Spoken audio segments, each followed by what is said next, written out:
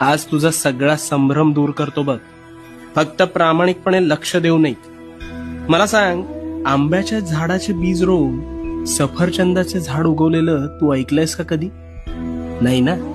मग स्वतःच्या डोक्यात नकारात्मक विचारांचे बीज रोवून सकारात्मक गोष्टी घडतील हा विचार योग्य असू शकेल का रे? कदापि नाही.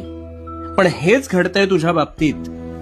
तू एखाद्या गोष्टीचा आरंभ संकल्प करून मोठ्या दिमाखात करतोस, पण काहीच दिवसात अपेक्षित यश मिळत नाही, म्हणून नकारात्मक विचारांचं तोरण आधीच मनात बांधायला सुरू करतोस. आणि मग गोष्टी मनासारख्या होत नाहीत, म्हणून कायम रडत बसतोस. नकारात्मक विचारांचं ग्रहण लागलंय रे तुला.